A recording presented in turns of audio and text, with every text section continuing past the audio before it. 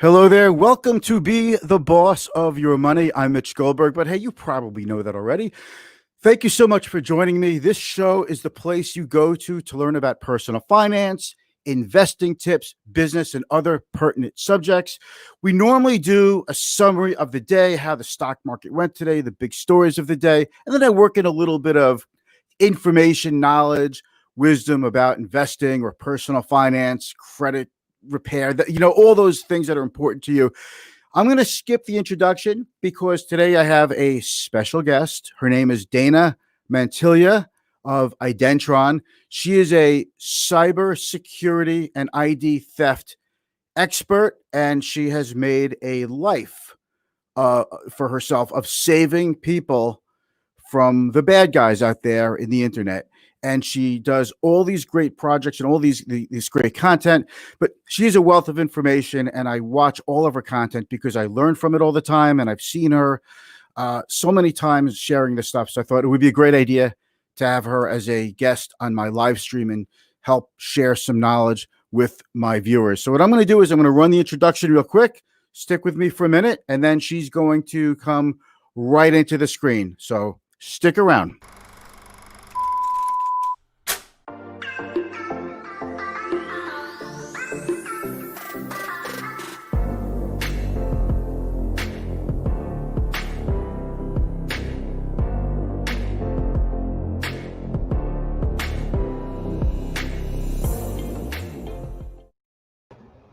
Hey, Dana, how are you?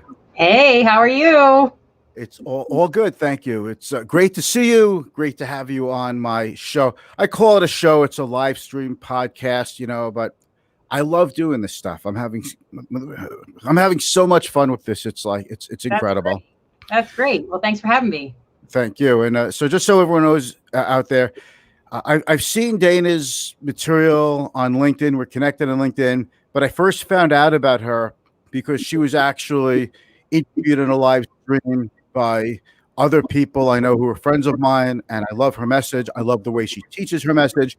She creates all these great, snarky, very clever videos. I guess she has an account at Party City or someplace because she has all these cool props and stuff. So, Dana, welcome. Tell us, a little bit about yourself, and then I'm going to get into some questions. All right, great. So my name is Dana Mantilia, and I am the founder of Identity Protection Planning, and we have a product called Identron, which does monitoring, credit monitoring, all that kind of jazz. But what I really do here on LinkedIn is try to help educate people about identity theft protection and cybercrime awareness, because it's a big problem out there. I would say it's probably the biggest threat to the economy. Mm-hmm. I would. And I know that, we could talk about inflation and currency and trade wars and all that, but everything we do is internet based. And even if you're going into a store, there is still some level of internet based transaction, right? Mm-hmm.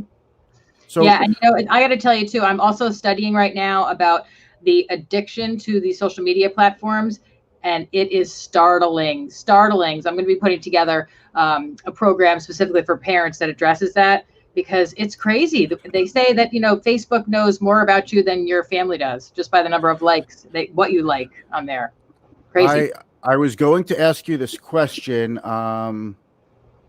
Where is that question? I was going to say, overall, is social media a benefit or not, or a bad thing for society? Well, I think, we have to. I was actually going to ask you. You beat me to it. Oh, do you want me to answer now or no? I want to wait. Sure, go ahead. Fire. Yeah. Okay.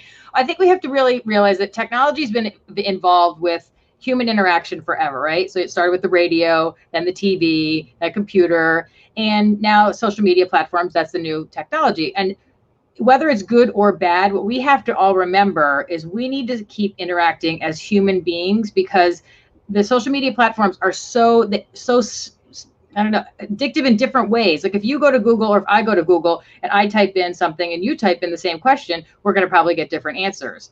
That's a little startling when you think about that. I never thought of that.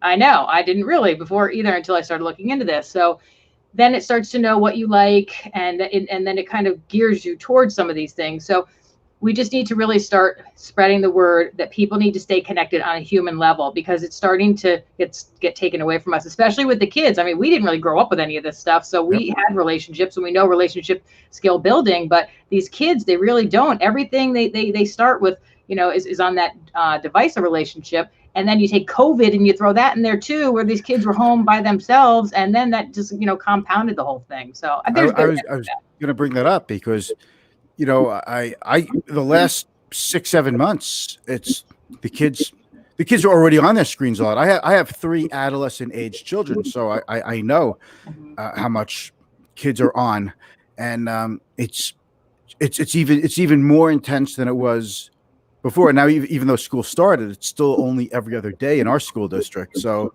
what do you think they do in the days when they're in virtual school? They're still on their screens and they're on their phones talking to their friends while the teacher's giving the lecture on the screen, although you have to run in there and interrupt them. But that's what I do. It's my job as a parent. How do we help our kids with ID theft and teach our kids about what information they put on, into the ether? Well, the best thing is to start these conversations as young as you possibly can, because they're always easier when it's part of the, the daily conversation or the nightly conversation or whatever it is, and versus starting with maybe, like, let's say a 16-year-old kid. Now we're going to start talking about what you should be posting and what you shouldn't be posting. That's a little late, but it's still always a good time to start the conversation. Better late than never. Yes. And then they need to understand, as much as they think Snapchat goes away, it just disappears. It's not disappearing. If it goes on the internet, it is going to be on the internet.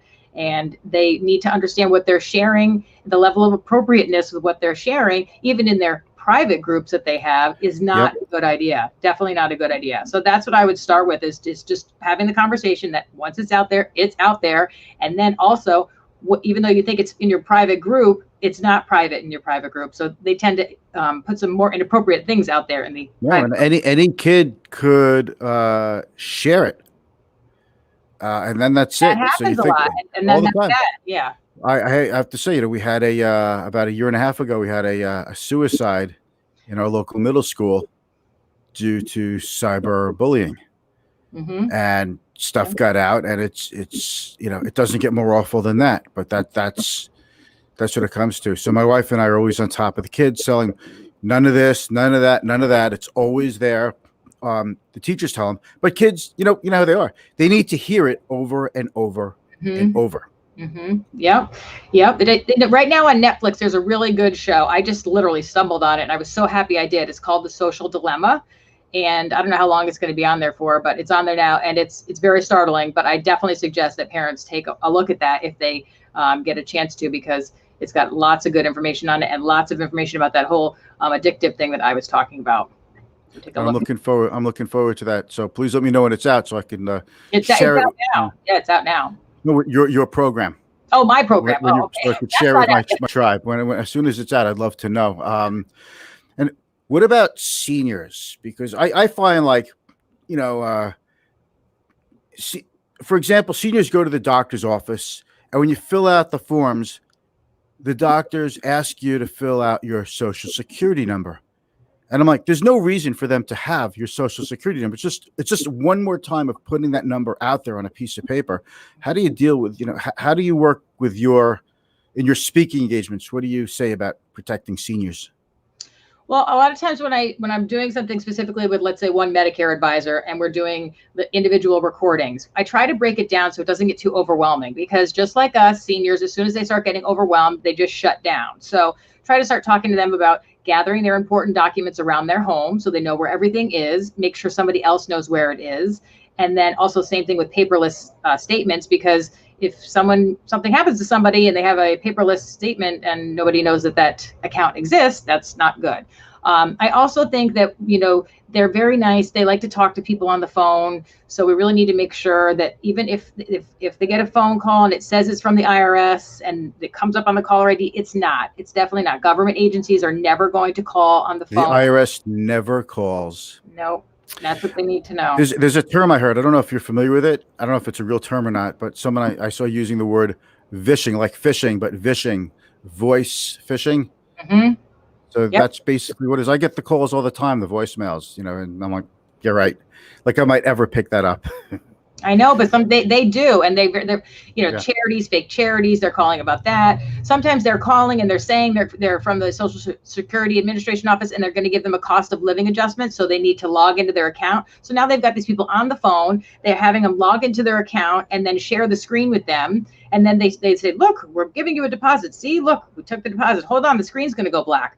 And then the deposit shows up, and all they did was move the money from the person's savings account to the checking account. And then they say, "Hey, you saw it? Okay, great. Now hold on 1 second." And then the screen goes black again, and they wire money out to God knows where. So that's good luck getting that back. Yeah, right. Is it even worth reporting cyber crime and theft if there's no shot of getting your money back? I mean, I guess what I'm getting at is there's a certain amount that's reported, and there's probably a lot that's not even reported. Especially, you always hear stories. Seniors are afraid to tell their adult-age children what happened because either they're embarrassed or they don't want to get in trouble, something like that.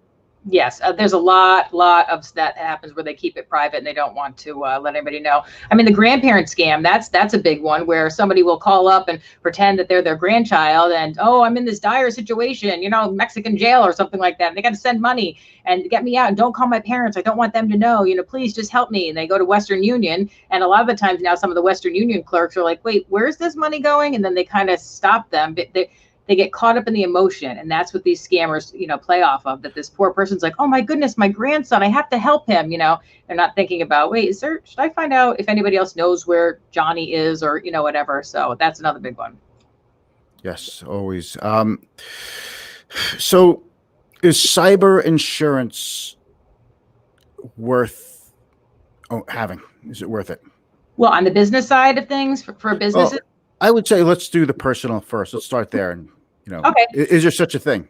Yeah. So like, for example, our product Adentron. So what that does is it monitors what's going on with your credit. It also has $1 million AIG insurance policy in case there's any, financial loss. There's a team of experts, which that's the other thing too, is that when something does happen, people don't know who to call. They're like, what am I going to do now? They just don't know. So you get the restoration center and they'll help you clean up the mess until, it's all, said and done. So that's a peace of mind item. That number one, if you're not monitoring your credit, you have no idea what's going on with it, and you have no idea if somebody else is using it. So that's something that's very important, and especially with kids, because synthetic identity theft in general is the fastest growing crime in the United States, and synthetic identity is the fastest growing segment of that. So what that is that's when people will steal a child's social security number, and then they will create a fake synthetic person, so to say.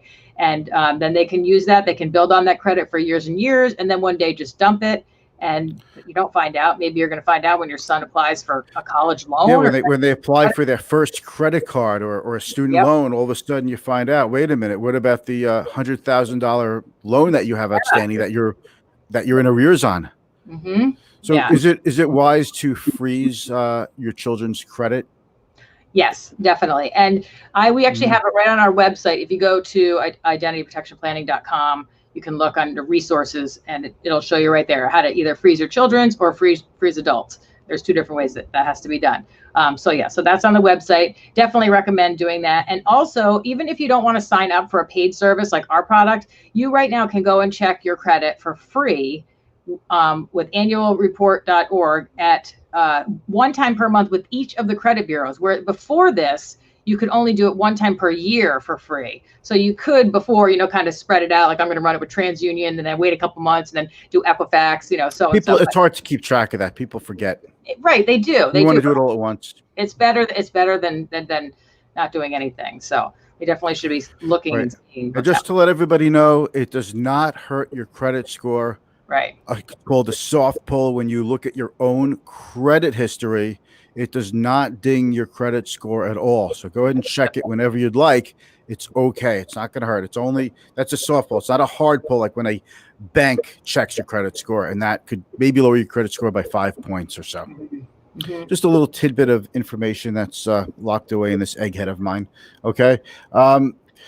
So let me ask you, what are other ways that we could protect our family? We all have Wi-Fi in our house. Hopefully your Wi-Fi is password protected, but there seems to be gaps in everything. Is it How do we protect ourselves? And is it really possible to be fully protected, or it's just really a matter of taking steps to mitigate your risk and have a plan in place if someone does get through your shield? Mm-hmm. Yeah, we're doing mitigation here. There's nobody that can say I'm 100%, because even if you were 100% vigilant in every single thing you did in your life, the number of data breaches that have occurred in this country is absurd. There's already been over 4 billion pieces of information that have been involved in data breaches, and that's out of your hands. So that's the problem, is that not only do we have to be mindful of what we're doing, it's also what's happening with some of these, companies that are getting hacked into. Right. I remember when this happened with Target, and that was massive. Yep. And it's because what happened is someone broke into the air conditioning company Yes. that serves Target. So it wasn't even Target; it was Target's contractor, their HVAC company that was broken into. Mm-hmm. And then there was the disaster of all, the Equifax one, right? Mm-hmm. Yeah, that really affected 1 out of every 2 Americans. So there was a lot of information in there. I mean, obviously, social security number, name, address. If you had a credit dispute, some of that was taken out of there. So that was a big one. Anthem was another big one too. A lot of medical information, medical records were taken. That was a few years ago too. So, I remember that. I mean, if you just bring them up, you're like, I remember that one. I remember that one. Then you realize, wow, there were a lot of them. Mm-hmm. Yeah. Okay. So, And the one thing I would definitely say, I always say, let's start at the basics. The one thing, what we all need to do is passwords. Focus on passwords, because everybody has the same password for the same, million, thousand years. And here's one problem with that, because most of our usernames for accounts are our email, right? So we put our email in there, and then we use the same password that we use for everything. So now, if let's just say Grubhub, for example, they were hacked. Okay, so who cares? It's just a little food delivery service. Well, the problem is that username and password. So they can take that information and they can go to Bank of America, they could go to Facebook, they could go anywhere and just plug that information in. And chances are they're going to be able to get into some of these accounts, and that's really the dangerous part. Yeah, your Amazon, everything. Yep. Your credit card account that you haven't used for 10 years or something. Mm-hmm. But I always go crazy when, because my clients have the ability to see their accounts online with me. And when they give me their user ID, it's like their first initial, their last name, and the 6 digits that make up their date of birth. Right. I know you're trying to do something that you can remember, but you shouldn't even be putting that in the user ID, No. Or they have that and the last 4 digits of their social security number. I'm like, we're not using that. Yeah, and I also always tell financial advisors, you need to make sure that you tell your clients that you're going to know if you email a login, you're not going to send a login request change via email, because that's another thing too, is that they'll make up something look just like it's coming from their financial advisor, and they'll say, we need you to log in here and just update your account information. So you'll click it, log in, and now they've just captured your login information. Right. So phishing scam, or people get emails all the time. I mean, in my industry, we go through a lot of training. You don't open up PDFs or things like that you weren't expecting. The big thing now, I think, is all the Facebook Messenger messages that people are getting. People, it's like it's day and night. And I told somebody who sent me something. I know it wasn't them, but I'm like, if people are sending this and you know about it, then it's really up to you to let everybody know that this happened. Mm-hmm. And people kind of ignore it and say, oh, it's no big deal.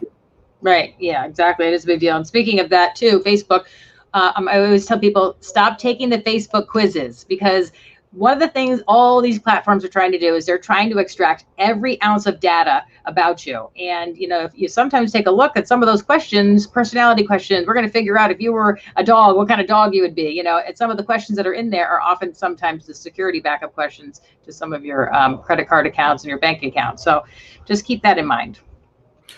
What's your childhood best friend's first name?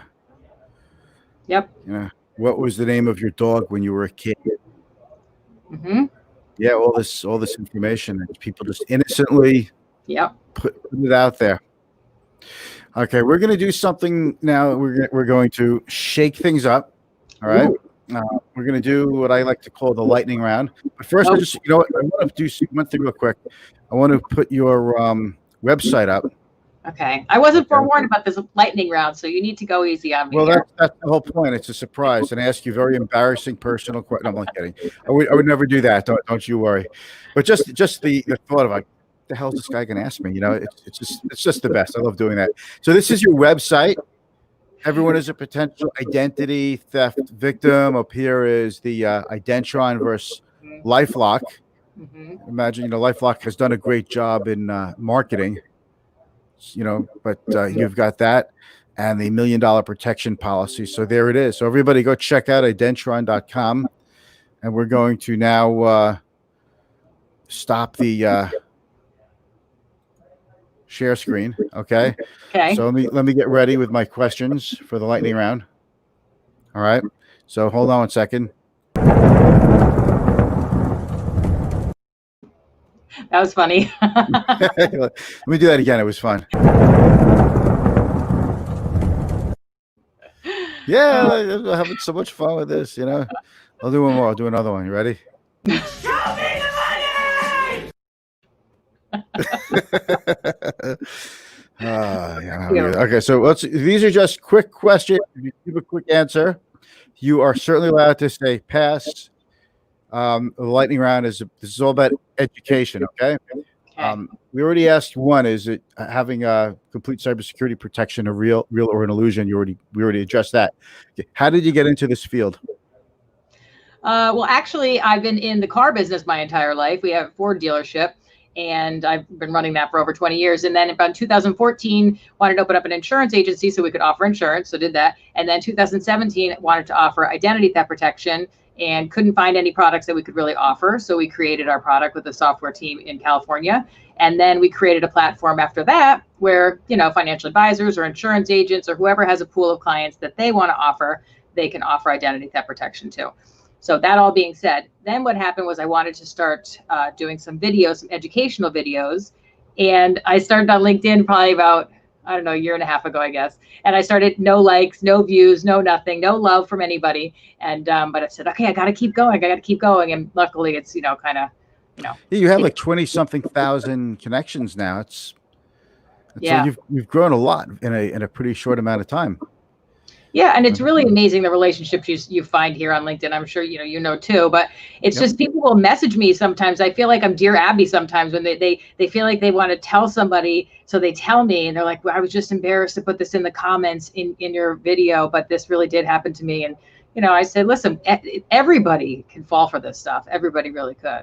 I mean, well, I had a situation one time, one of my assistants, she came in here with her coat on, and I said, where are you going? And she said, I'm going to get all that stuff you were just texting me about. I said, I wasn't texting you. And she's right outside my office at her desk. And she said that somebody had emailed her saying it was me to go buy gift cards or whatever. And then, hey, what's your cell phone number? So the whole conversation jumped over to her cell phone. And so this whole thing, okay, when you get there, just read off the numbers. And, you know, I got a presentation, so you got to do this quickly. Mm-hmm. So she was all gung-ho. I said, look, we are in that world. And this almost just happened. Wow. There's two kinds of people in this world. People who've been a victim of identity theft and the people who don't know that they were a victim of identity theft. Mm-hmm. Yeah. How about that? That's pretty clever, right? I like that. It is pretty clever, yes. I'm kind of, look, but this is your lightning round, so I don't want to steal your thunder. Okay, all right. No pun intended. You got to steal your thunder? Yeah. All right. What do you think about the word or the term influencer? I think that could be a good thing or a bad thing. I mean, I think some people just use it, you know, because they want to have their face out there and, you know, become famous, or at least think that they're famous because they're out there. I do think it's a new marketing that everyone's going to have to learn to deal with, because people become famous or popular for different reasons. And I think it's an opportunity for some of these kids, you know, these YouTube, you know, that follow all these makeup people or whatever they do. And I mean, my stepson, he follows all these guys that do the stupid stuff, you know. So I guess anybody can be an influencer, so to say, but it's good if they try to do it with some good reasoning behind it, or some helpful reasoning behind it, that they're trying to help the world become a better place. Okay, so it could be a force for good. It could be a force for evil, hopefully for good.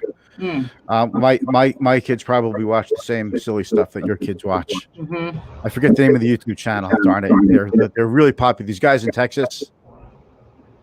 Yeah, I don't know any of these things. So once in a while they're like, oh, look, show me these videos. I'm like, this is I watch with them, and some of it's actually really good. It's like really high quality too. Mm-hmm. Okay. What social stigma does society need to get over? What social stigma does society need to?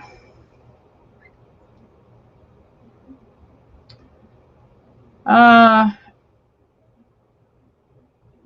think something along the lines of how we need to get over the stigma of how divided this country is right now, and somehow, if we could get over that, I think that would be the first step towards bringing everybody back together. I love that answer. It's a big challenge. I love that. I'm glad I asked you, because as I was asking, I was thinking, maybe this is such a good one. Okay, what do you do for self-care? I think one thing I know about you is you like to garden in your yard or something, right? Yes, okay. I love to garden, and I love to ski. Oh, awesome. I love to rollerblade. Oh, that's impressive. I know. I'm in my 50s, and rollerblading went out in 1990, but I'm bringing it back, and you can't believe how popular it's gotten. There are rollerbladers now all over the place when I rollerblade. So yeah, I just feel like I have to say that to defend myself. Just I'm very defensive about it. Okay, and is there a charity that you are involved with? Oh, I'm not involved in any charities right now. That you like to support, that has a special place in your heart? Oh, I have a few special places in my heart. I think St. Jude's. That's an important one. That's wonderful. The most wonderful one in the world. Yeah. So that's what okay. I'll take it. And last thing, you have anything on your bucket list to do this winter? Well, hopefully go skiing, but that's not. I mean, I've already done that, but I don't know. I've never tried snowboarding before, but I don't know if that would work out so well. So you have to wear like hockey pants to go. That's what I hear, because they're different outfit. I don't know. That's a good question. I guess it would just be learning a new skill. Wait, have COVID being gone. That would be good. I can in my mind say, okay, this winter COVID's going to be gone. So my bucket list is that I'm going to have a nice, normal experience at a restaurant. Wouldn't that be nice? Mm-hmm. What are the restaurants? Because we have all this outdoor dining going on Long Island. I'm sure it's going on where you are too, but it's getting cold already. Yeah, we have indoor dining now and outdoor dining, but indoor dining is only 25%. So I don't know what these poor restaurants are going to do when it does get cold. Maybe they'll become all internet cafes, and then do what they have to do. I don't know. I'd like to thank you so much for your time. I really enjoyed this, and I really learned a lot. It was fun. All right, and let's keep in touch, and I look forward to your new program coming out soon. Yes, so I'm going to end the broadcast. You have to do like what everybody does on Zoom. We wave. All right, bye everyone. All right, take care. Thanks a lot. Bye-bye.